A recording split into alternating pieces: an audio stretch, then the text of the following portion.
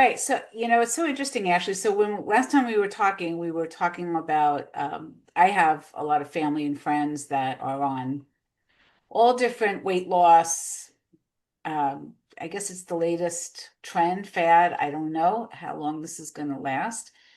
And we had talked about maybe making other healthier alternative options that are out there. And so we kind of started talking about that a little bit. Um, do you do you have a way of talking to people to really clarify where they are and how best to solve whatever challenges they feel they're having? Absolutely. So before I start working with somebody, we always do a free consultation that's around 15 to 20 minutes. And then if we decide we've got to make sense to work together, we do a deep dive, is what I call it. So it's an hour where I sit down with this person and I look at where they've come from, what they've experienced, what works, what hasn't worked for them, and to create a plan going forward. So it's very deep in understanding how they think, their body, what's best for them, and then how to move forward. So, it's so interesting. 'Cause most people that I know, I think there's only two people that are doing it as a option of weight loss after they are taking care of their diabetes, right? Mhm. So it's for diabetes, that's not what you do. You're focused mainly on just the weight loss and what else? So, yeah, I do not focus on diabetes per se. I'm not a registered dietitian. That's not what I do. It's more of, so it depends on who's in front of me and the conversation that I have with them, right? But really, my focus, I'm a health behavior change specialist. And so I help from maximizing the science side of things, whether that's food or exercise science, and then the psychology side of things. What is your relationship like with food? What mindsets do you maybe have from the diet industry that are holding you back? And then the same thing with exercise. I mean, to understand exercise science, but then also what mindsets do you maybe have that are holding you back, whether that is in your long-term relationship with exercise, how much you enjoy exercise, or are you feeling like, oh, I have to absolutely annihilate myself every time I work out for it to be effective? And that's just not scientifically correct, but unfortunately our culture has made people think this. And then we also have the relationship with our body. Some women have a relationship with their body where it is controlling their relationship with food and exercise. And that is also something that we can look at as well if the person is interested and wants to go that route. Okay. So it's interesting. The most people that I know, they're looking for the silver bullet. Yes. They have, and some of them, to be fair, some of them have gone to dietitians and they just got tired of the conversation. They didn't want to wait so long for the results. They wanted to look good for somebody's wedding or some event that was coming up, and they just wanted a quick fix. And we talk about there's more than just the food intake. It's the kind of calories, right? It's Absolutely. are these healthy choices.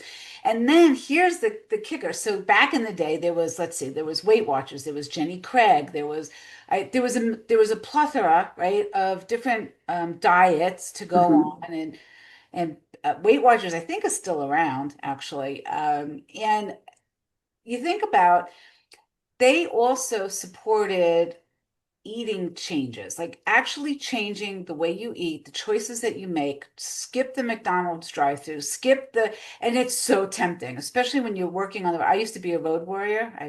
Used to be outside sales. And Yep. I know what it's like to be, what, I'm starving. I'm in between meetings. I don't have time to go make a salad. There was no place back then. Wendy's didn't even have salads yet back in those days. They were just known for their shakes and fries, two of the things that taste really good, but not, what's that saying? A minute on your lips, forever on your hips. But my God, it was so worth it back then. So, Yeah. but you would make those choices, and then being a busy mom, it's like, okay, so I've got to run errands, I've got to go to work, I've got to drop off the kids at daycare. Then on the way home, it's the same thing. How do I feed my kids? And you see still to this day people going through drive-throughs, and those kids are getting fed French fries instead of having a healthy home cooked meal.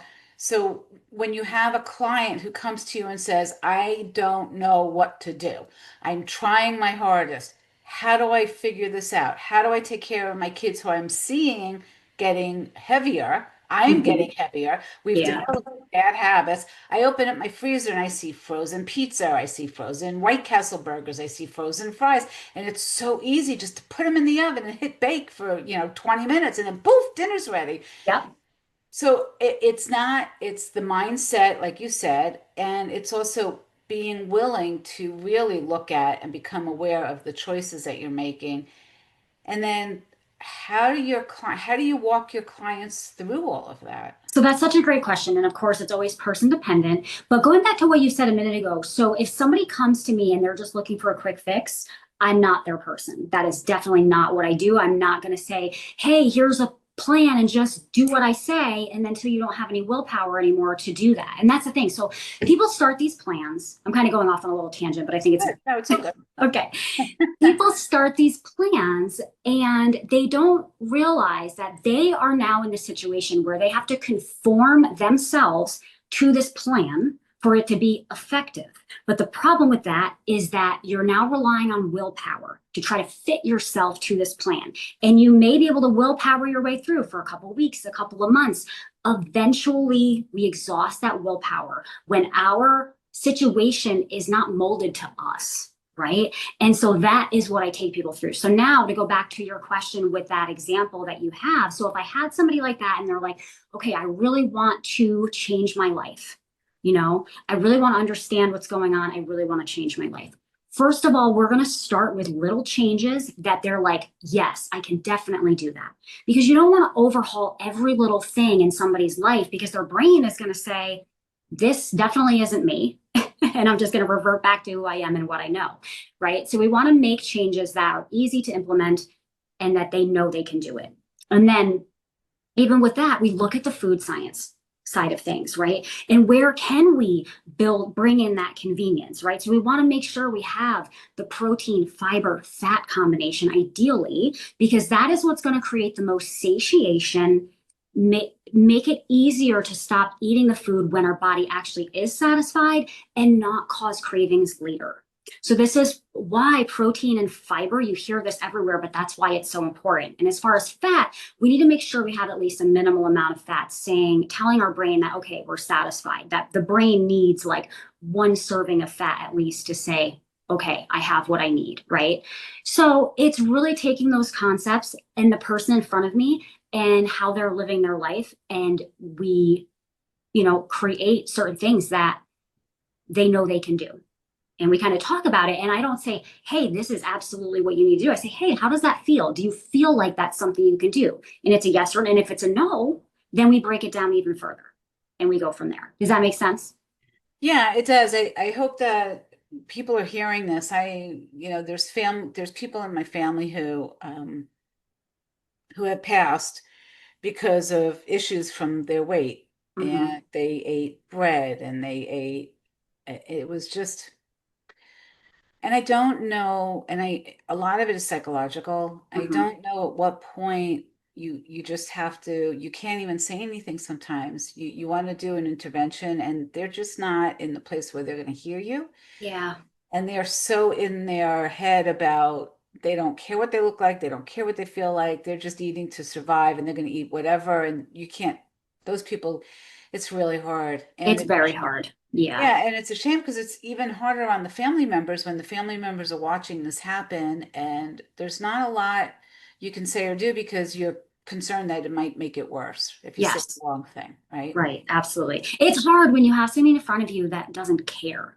You can't really make somebody care unless maybe there's a conversation of like, hey, do you have a child? Like, how is this impacting that or something like that? Yep. But yeah, if somebody doesn't care, that's a very difficult. Yeah. Yeah. Yeah, and then just to put this in a little bit of a different light, your background is we talked about it a little bit, but if you can just remind me the Yeah. Yeah. So my original educational background is a master's degree in exercise physiology. And then from there, spending a lot of time on diving into the science of food and psychology around our relationship with exercise, food, and our body, and how all of those things are intertwined and manifest differently for everybody. yeah. So over the years, what's the the part of your career and what you do that you find the most joy in?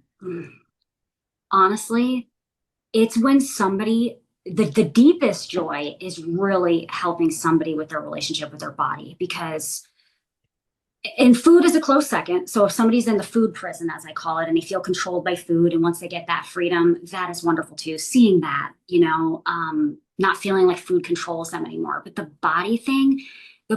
So when I say the relationship with the body, I'm talking about women who have their worth attached to what their body looks like, right? And so really taking them through that process and helping them really see that their worth is not attached. And it's not even just a psychological understanding. It's something that takes time and work because it has to be fully embodied, right? And it's interesting, with your interview with Denise Foran, you asked her a question about how does spirituality show up in your work? Yep. And I didn't know if you wanted to get into that with the work That's that I fine. do. No, Okay. whatever. Absolutely. 100%.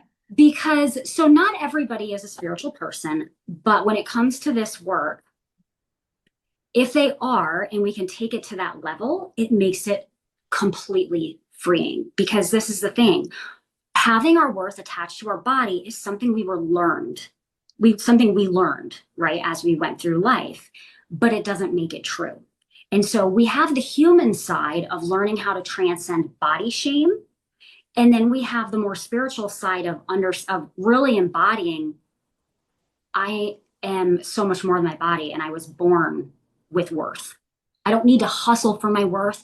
I don't need to do all of these things to hustle for my worth or prove my worth to anybody, right? It's learning how to live in that. It's learning how to transcend the body shame, and then this idea that our worth is what we look like. I love that. It reminds me of Gary Zukav's statement. So talking about staying in line with the spiritual part. So Yeah. for me, being spiritual has nothing to do with religion. It has nothing to do with any of that. It's more of just being my authentic self. Yes. And then Gary Zukov is a very famous philosopher. He's probably in his mid to late 70s. And Gary, if you're younger, I apologize if I don't mean to insult you, but No, I no. think that's about where his age group is. He has this saying, I saw him live. He was at a women's conference many years ago out in California. And he made a comment that really resonated with me. He said that when you believe that you have a soul, Mm-hmm. when you believe that we have a soul, we understand more clearly that our body is like our suit that we put on while we're here having a human experience on Earth. Our Yes. souls don't experience the warmth of the sun, that they don't taste food, they don't smell, they have no physical senses, right? Yep. So we came to Earth, this is the philosophy. Yep. We came to Earth as beings, as Mm-hmm. soul beings, and we embody these suits, and we are not our bodies are not us.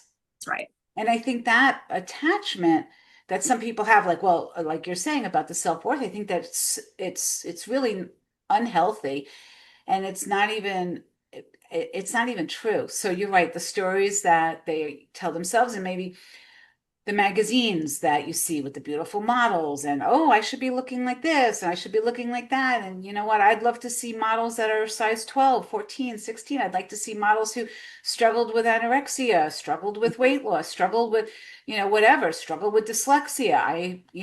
Be honest about who we are as a society, and Mm-hmm. don't make it so hard for young women to feel like, they need to be it and Right. be Be everything. everything.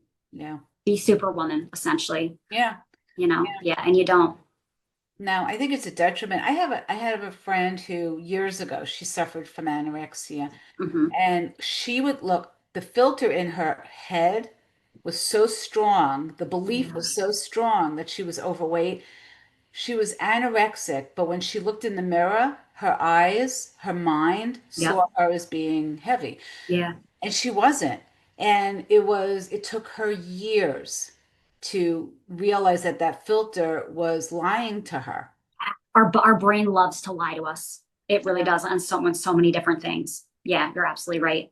So when you're dealing with a client who really has a very strong, Mm-hmm. unhealthy attachment to what their body looks like, Mm-hmm. how do you, like, what's the first step? How do you start to break down and have them see the truth of who So they first of all, they have to want to. That's not something I can ever make somebody want are? to do, right? But then that first step is really the body shame piece of really understanding what they have been sold, like really zooming out and looking at it as a big picture, right? This lie that we have been told by culture, or maybe even our parents sometimes, because our parents and people around us have embodied this as well. So looking at that, and then really, yeah, just learning how to transcend that body shame. It's really zooming out, really understanding that, taking that to a deep level, and it takes time. This is deep work that takes probably the more time and practice than anything else that I do with people, because it's so deeply ingrained, Yeah. right? Yeah. Well, these are habits. So it's interesting. So the type of coaching I do a lot of work with NLP, Oh, and yeah. Mhm. and it's very much so. Even as a child, if somebody called you fat as a child, that's an imprint, and you're living with that, and you're believing it for following into your adulthood, right? Yep. So you end up so your thoughts and the habits and the patterns of the way you think about things Mhm. is always going to stem back to that. So changing those habits and Mhm. the habits of the way we think and the patterns of the way we think, it's so interesting because it first people have to become aware of it, right? Yep. And then, like you said, they have to want to make that change. And then once they have that desire and the realization, then it's okay, who do I go to? Where do I go for help? Do I go to ChatGPT? Do I call, like, where do I go? So how do they know to go to somebody like you? Like, what's that So decision? that's such a great question, because I actually, because that is my deepest passion, for a little bit of time, I tried to have my business just exclusively doing that work. And no, it did not work. It did not work at all. So the women that come to me, they understand that their relationship with food and exercise is being driven by their relationship with their body, and that's the motivator for them to do this work. And then once they're in this place of body freedom, they're like, wow, that's what it was really about all along, that level of peace. And Yeah. it's hard because unless you have lived it, I can try to explain it all day long, but you don't really know until you're in that place of what that really feels like and how wonderful that really is. Yeah. And also, like you said a second ago, part of the work too is realizing you're not your thoughts, that those thoughts that you have in your head come from childhood or whatever you've picked up along the way, and they're not really you, you know? Yeah, it's interesting. The commonality of most people, and I always use this as an example because it's just so, I think, universally known. Yeah. January is the most sign-ups they see as at memberships for gyms and clubs. Yeah. February, and then you see a lot of people. Everybody's in the gym January, 5 days a week, working it off. I ate for Christmas. I ate for New Year's. I went out. There was parties. My New Year's resolution. And then, like you said earlier, as the year goes on, February, March, April, you see less and less people actually sticking to those commitments that they made because they were making it from the wrong place. They weren't in alignment with who they truly are, what they Mhm. truly can do. Mhm. And I think, and it's so similar to what I do with my clients because we talk about you have to take ownership of the plan. Yeah. It has to come from you. It has to Yep. be in alignment and resonate with you so that you own it. And it has to work for you. And it has to be something that you'll work. Yep, absolutely. Yeah, it has to be in alignment with your biology, your likes, your life, and also how long-term habit change actually happens. Because again, so people's thoughts about that is very skewed based on what they've been taught from the fad diet and fad exercise culture of, oh, it's going to happen in 30 days or what have you. And they just don't really understand the long-term process, that short-term results and long-term results are two totally different things and two totally different approaches. Yeah. So that kind of throws people sometimes too. Or also too, like really learn, this is one of the biggest things that people struggle with and they don't even realize is learning how to ebb and flow your overall plan, even if it is perfectly fit to you, right? How to ebb and flow that with real life. Because our brain likes to get in this place of, okay, well, this is my plan, this is my ideal. And then if I can't do that, well, then I suck. And what's the point? And But then the downward spiral. absolutely. So, Yes. but the reality is realizing like your best is going to look different on different days, depending what curveballs life is throwing at you, and kind of just learning really to accept that. And how do I keep moving? And what can I do in this moment? What can I do in that reality? And then you go with that, you roll with it and just accept it. Yeah, that is I think being aware and giving yourself grace Yes. is a really important piece. And yes, no 2 days will look alike, and just allowing the space for you to maybe fall off the train a little bit. Yeah. Yep. That's life. It happens, you know? Absolutely. It's so interesting. The one of the other things that we had talked about was we to go back to what I said in the beginning, we talked about all of the new, there's Golo, there's Zempbound, there's what Govy, there's I don't know, there's like a bunch of them. I don't want to, I'm not promoting them, I'm just Yeah. naming them because there's so many out Oh there. yeah, it's a hot thing right now. Yeah, That's it is. And yeah. one of the things that I've noticed is that it curbs your appetite to the point Mhm. where like you're almost like they push you to eat a certain amount of protein because otherwise you starve yourself. Yeah. It's reducing your muscle, Mhm. so you're getting that flabby skin, which I mean people are going to have to deal with that. But I think that the most profound thing that I have seen is that it's not actually teaching you to change your eating habits. And that's the thing with any of these things that have even come before. It has to be teaching you something. It has to be teaching you how to live your life differently. If it's just like, I guess, a band-aid, which it can be a very powerful thing for the people who truly need it. And I don't want to make it sound like it's not. It can be a wonderful tool for people who truly need it, right? But for, people who are just looking to lose 5 or 10 pounds, and again, I would never say, oh, don't do that. It's whatever the person wants to do, right? But for those people, if we really understand that food science and really, because that's what's going on, the GLP-1 is suppressing that like craving center, that appetite, right? We can work with that with the food that we're eating. This is why when we live on things like processed starches, like breads and things like that, it's easy to continue eating that food past where our satiation point is, right? And it likes to cause cravings big time. So when we really understand food science, we can mimic what a GLP-1 is actually doing. For not for every single person, right? There's some people that their brain really truly needs that help, right? From that medication. But I had one of my clients said to me 2 weeks ago, this woman who has been struggling with binging and overeating her whole life. I mean, at least since she's been a teenager, right? And she's in her 40s. And she's like, I can't believe, first of all, the peace that I feel. And I feel like I can trust myself with food now. And I actually feel like I'm on a GLP-1, but I'm not because she's not craving all the time, Good for her. right? Yeah. So it's just such a powerful tool that a lot of people just really don't understand. And I love how protein and fiber is really becoming prominent right now, but it's not the whole picture of really understanding food science. It's a big part of the picture, but it's not the whole thing. So when we really understand those things, it is very helpful, and it kind of mimics a natural GLP-1, if you will. But Yeah, it's interesting. There's so much tied to this, and this has been I'm not really sure why it's been such a challenge for, I mean, I don't know, 2 centuries. I think women have always wanted to look thinner, look, right? The women used to wear those really tight corsets yeah. that they couldn't breathe, and then they went to girdles, and now it's like whatever. People are like, whatever.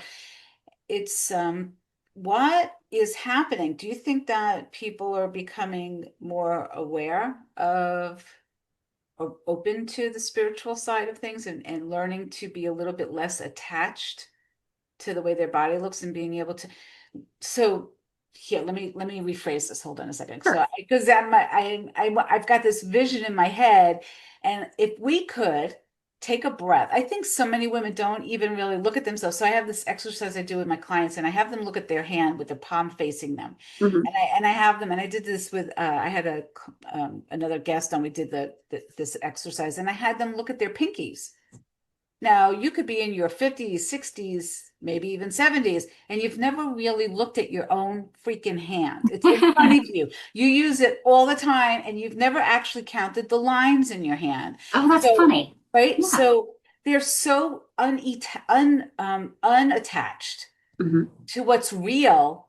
And then they have this image in their head that they think, oh, well, they kind of take it for granted. Like, I've got these hands and they work and they're fine and they're great. And then whatever part of the body, the smell, the hearing, the taste, all of that. And then we look in the mirror and we're so detached from our body. And then we just look in the mirror and we're like, oh, we look like crap. I don't like the way I look. I'm going to go take a pill so I can not look like this. Well, if you were a little bit more attached to your body, maybe, I don't know, what do you think? Would the physiology be different? Would you feel differently about how we care for ourselves? When you say connected to the body, what do you mean by that exactly? So when we're connected to the body, I'm looking at my pinky and Hmm. I'm seeing, I know how many lines there are. I'm Hmm. looking at my hands and I know where the bones are, where my veins are. I know where I can see brown spots because I'm 61 and hello, welcome to the brown spot era. I guess that's Yeah. the thing. Right? You turn 60 and all of a sudden it's like, oh, it's time for this. Like somebody hit Sure. a switch. Okay, let's get it going with this thing. So I know my body. I look in the mirror and there are things that, I would love to have looked differently. Hmm. And I also know that I'm going to walk more, eat a little bit less processed stuff. We don't even really eat that much processed stuff every once in a while, a Yeah. little bit. But I feel a little bit more attached, like even to the point when I feel pain in my body now. Hmm. I am so connected to it that I can heal myself. Yeah. I've healed myself, right? Yep. So that's being connected. When I Hmm. was disconnected, right? When I was a little bit younger, I I didn't I took almost like for granted that I Yeah. have this operating system, my suit, as Gary Zukov would say. I Yes. wasn't really taking care of it. I took it for granted. Hmm. Hmm. And I mean, my hair and all that, those are like things that made me feel better.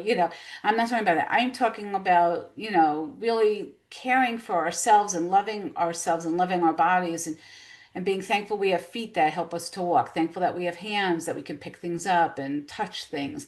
And I think that practicing that pulls us back to being connected to our bodies to a certain extent, to the point Hmm. where okay, we appreciate what we have. We appreciate who we are. We appreciate that we have this opportunity to be on this earth and feel the heat and taste the food and smell the smells and Yeah. hear, right, with our Yep. ears and see with our eyes.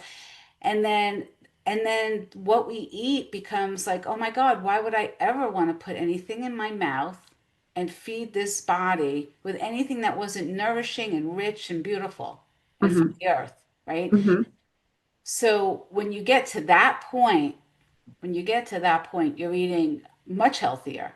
Hmm. And it's almost like you don't need the pharmaceutical stuff. And for some people, and I'm not saying, I have family and friends again who are on these things because they've struggled with their weight. And part of it might be because they're just disconnected Hmm. from from appreciating Hmm. what And we also, have. I also think what I'm hearing you say is they're not present within their own body and kind of Oh, what I their love body that. That's is telling them. perfect. So Yes. this is part of the work that I do with women, especially with food, but also with exercise, is called body wisdom.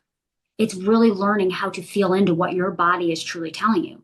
Because you can have all the science in the world, and that's great, but your body needs to have the final say in what it needs at any point in time. And then learning how to manage that, right? But really being tuned into that. So that, because that body wisdom is really what helps you go through each day and not have it feel like an uphill battle, because or feeling like you're being restricted with certain things, Um, I'm not a person who's like, oh, there are certain foods that are off limits. I mean, unless it makes your unique body feel awful, but that's still gonna be a choice on your end, right?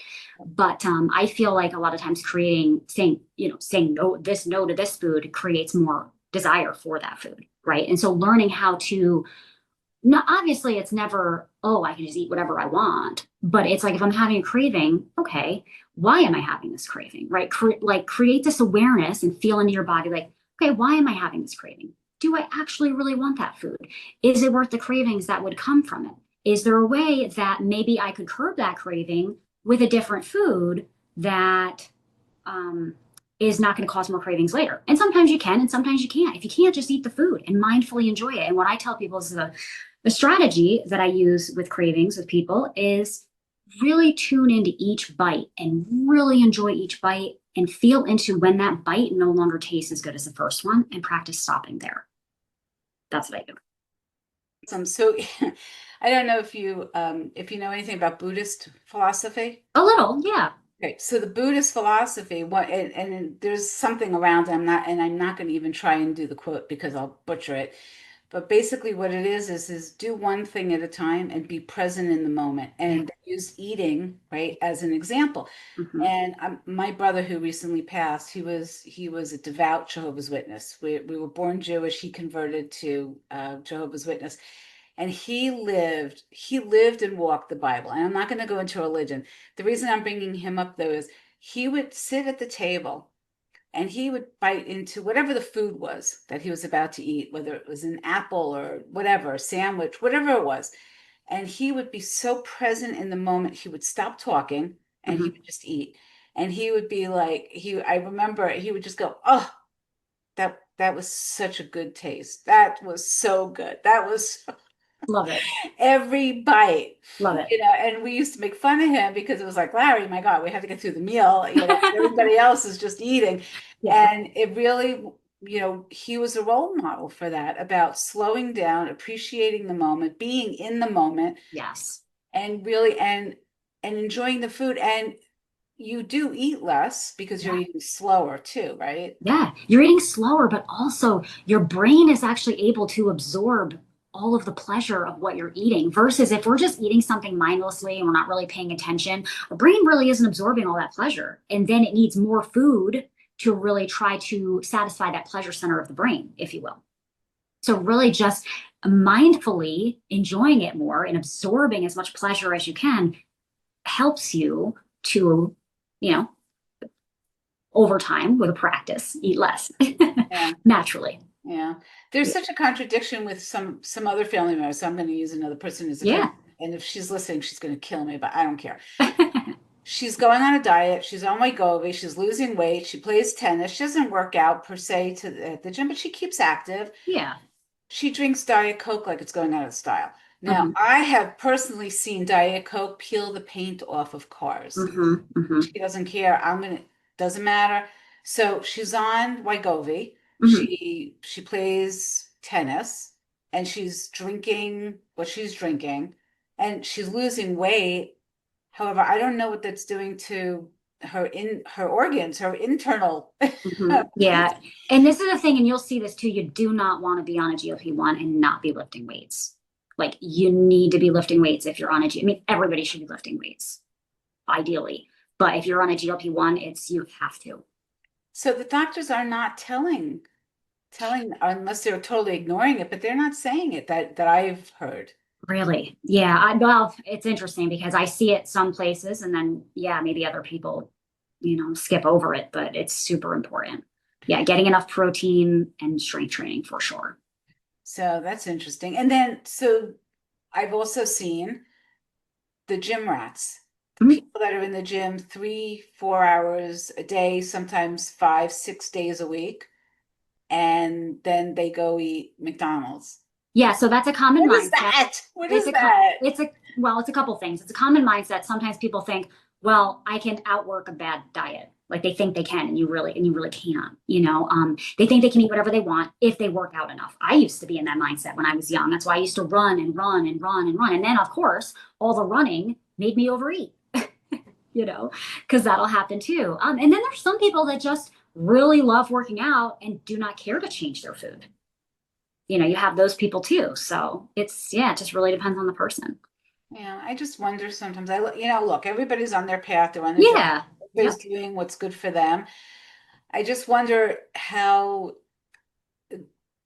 like the mindset around that, working out so much and wanting so badly to look good on the outside and then not taking care of the inside as Well, well. and some people just really don't understand that fat loss is driven by what you're eating as well. They really think it's driven by being in the gym. Yeah. And it's not. It's driven by what you're eating, and exercise helps. And strength training surely makes it stay off a lot easier because of how having more muscle on our body changes the way our body uses food for fuel and stores food for fuel and things like that. So yeah, food, what we're putting in our mouth is always going to be what's driving fat loss. And again, if we want to do it in a way that is really much more easily sustainable, and this is why you'll see people that have been on The Biggest Loser. If they want to maintain their weight, they need to be married to the treadmill because they're just working out and working out and working out. But yeah, that's what happens.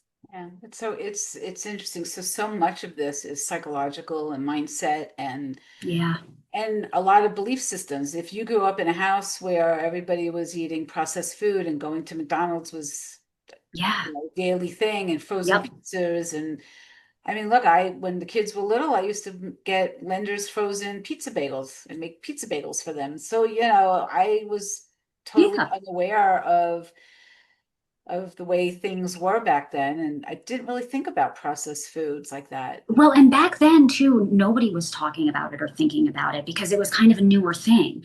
I saw this meme years ago and I'll never forget it. It says, our food has changed more in the past 40 years than it has in the last 40,000. And so you think about like back in the 80s or 90s when all this processed food was kind of, it was there before that, but that was when, especially like the low fat, the snack wells, all this like stuff became really, really popular. Little And Debbie's, Yodels. Oh my yeah, God, I used to love yeah. Double Dogs. I used to eat Malamars all the time. I know. Did you? I And can't again, and eat I always tell people too, there's a huge difference between having something as a treat versus what we're living on all the time. That's what we really want to look at mostly. What are we living on? What are we doing day in, day out? Because that holds more weight than a treat here and there, really.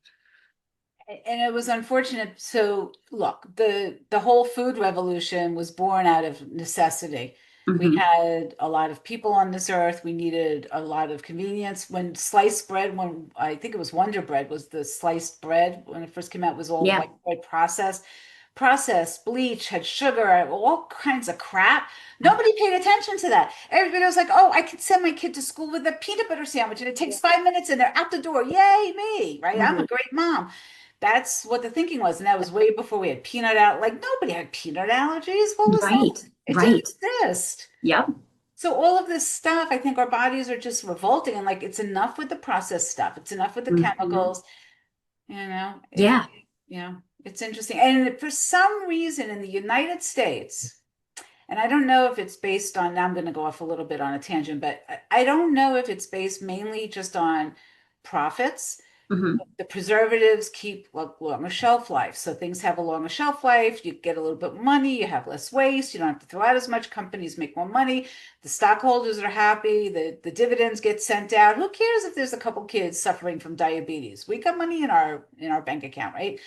And when you look at like you talk about people over in Europe, half the stuff that's in our food is not even allowed. I know. It's wild, isn't it? In Europe, it's never been allowed in Right. Europe. But why is it okay for us to do this to ourselves? In America. Yeah, Yeah, I don't have that answer. That's definitely, I I feel was like more of a hoping you political. would. I don't. I feel like that's definitely beyond me politically. But I am aware of it, but don't have the answer as to why. I mean, it's crazy. I think if we Yeah. wanted to get really healthy, we would all move to Europe and tell you the US manufacturers of the processed chemical food, you know what, guys? We've had it. We're done with you. Yeah, we're done. We're Yeah. done. Or if everybody would just stop eating that crap and stop buying it, Yeah. Yeah. it'd Yeah. have to They would change. have to. Yeah. Yep. That would be a beautiful message to send, wouldn't it? Yeah. And I mean, maybe over time, that's what will happen. The more people get educated on how food actually acts in their body and what it's doing. Yeah. Are you finding that it's increasing the awareness or like are you seeing more clients come to you because of awareness? Awareness in like how the food is affecting them. Yeah. Yeah. I don't think so.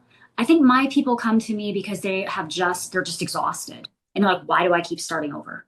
Yeah. Help me. So I think you need to write a book I about do. how crappy the food is with the processing and the chemicals, Yeah. and, and how we should all be boycotting. I remember. Do you remember Jamie Oliver had a show? I don't think he does it anymore. Do you know who Jamie Oliver is? Feel like Famous famous chef, and he's from somewhere not in the U.S. I don't know if it's Ireland, Scotland, or somewhere in Europe. And he comes and he buys all the ingredients that go into McDonald's chicken nuggets, mhm. and like by the gallon, all the innards and the bone parts and all the right? And he dumps it out in the gym floor of a elementary school.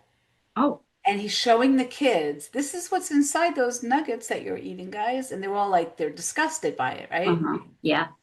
And then he has that pile, then he has a pile, and you know what? The kids, he had a pile of chicken nuggets that were cooked. And he said, would you stop eating this because it looks good, knowing that it looks like that inside? Yeah. And all the kids were like, no, we'd still eat that. What is that? Yeah. Because that food is so powerful in how it hijacks the brain with the taste of the food. That is a whole other side of food science of really how certain foods are like an addiction in a way and how the brain responds to them. Yeah. Yeah. It's a little scary because Yeah. you can see what you're eating, but Mhm. because it looks different and they add some coloring to make it look a little bit better. And like you said, they add salt, right? Oh Sugar, God yeah. Oh knows yeah. where the chemicals Yep. are in there. Well, then it's okay. I'll eat it because now it looks and tastes better and it doesn't look like that. So they changed the format, right? It's all in the presentation. Yeah. Great marketing. So McDonald's did a little focus study. What's going to appeal most to this target audience? Hmm. And they came up with the chicken nugget. And Gotcha. looks Yeah. good, smells good, tastes good, because it Yep. camouflages with all the chemicals what is really inside it. Yeah. And this is the Oh, problem. We have these essentially, I guess you could call them food scientists in labs, literally that's their job. saying, yeah, how can we make people addicted to our food so they keep coming back for it and back for it and back for it? Yeah, And that's what they do. yeah. Very sad. Yeah, yeah, it is. Yeah, and it's all about the I profits. was just going to say that's definitely about the profits, It hands goes down. Yeah. back to it goes back to, and they love when people are addicted to that stuff. Of course, because they're making more money. Yeah, Yeah, that needs to be blown up. That whole system needs to be blown up and redone. yeah, Really. yeah, That's what needs to happen because it's the change is not, it's not coming fast enough. yeah, yeah. People are sick and not feeling well. Yeah, Mhm. there was just a report on childhood obesity, how it's getting worse, not better. The numbers are going up, they're not going down. And we Yeah, should know better. And we should know better as parents, we should know better as a society. So how are we protecting ourselves and our kids? How are we modeling for right. our future generation how to take care of this beautiful body that we have been given, right? Yeah, yeah. And I mean, I don't know, I'll just share some things that I do with my child. First of all, because of my experience with food and exercise, I'm never like, oh, you can't ever have that or that food's bad or any of that. I don't get into that. It's more of, okay, we need to understand you need to have enough protein to satiate your body, to make sure you're not tired and crabby and having cravings later, right? Make sure you're having enough fiber so your digestive system is working properly the way it's supposed to say that in the nicest way, right? And and then yeah, just being having awareness around how many traits are we having, and what are we living on? Like under just teaching her, the light version of the food science and what's going on. Because I like she'll, if we wait and she waits to eat or she doesn't have enough protein and then we go somewhere later in the day, she's like, Yeah, she's crashing. yeah, Yep. absolutely. I'm like, sweetie, that's because you didn't have enough protein or whatever the reason was that day. And just so she over time learns these things and I'm hopefully helping her have a positive relationship with food so she'll want to embody these behaviors as she grows into adulthood versus, oh, I want to rebel against everything my mom said because she said I couldn't have this food or that food. You know what I mean? But yeah, so that's kind of how we do things around here. That's really good. That's healthy. That's a nice role model you have going with your daughter, Thank you. and she'll appreciate it more when she's a little older, right? Yeah, yeah. And going back Yeah. to the body image thing really quick or self-worth stuff, I actually did a post on my Facebook and LinkedIn recently about it was her, seeing her.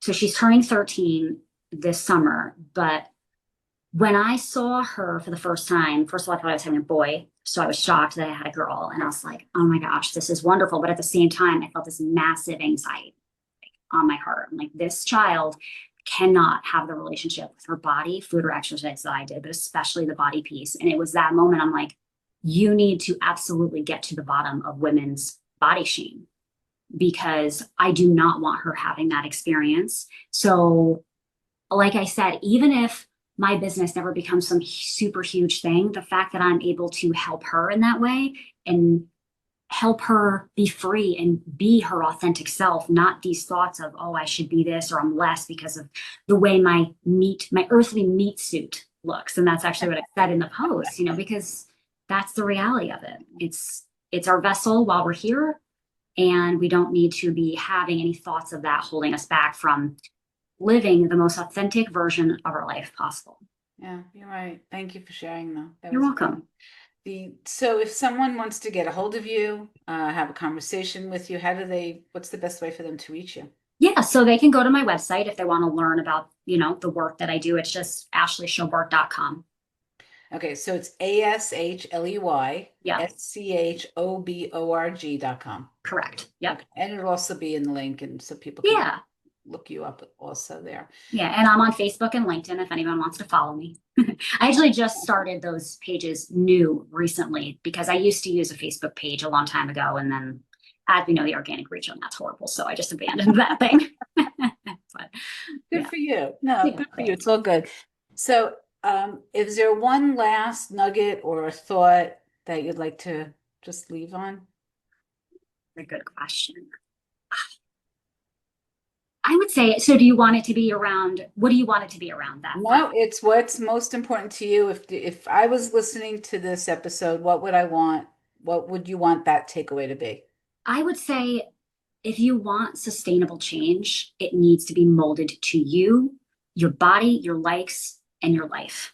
And understand what is controlling your behaviors. Because the mindset, like you said, is one of the most important things. Science is super important, but the brain controls what we're doing. So we really need to understand, do I have certain mindsets that are holding me back? How am I approaching this process of change? So all of those things, science, psychology, and body wisdom. That's what I tell people. Thank you so much. Thank you for your time and your information, your wisdom. And it was a great conversation. I appreciate you. Thank you. I appreciate you, and thank you for having me. Oh, you're welcome.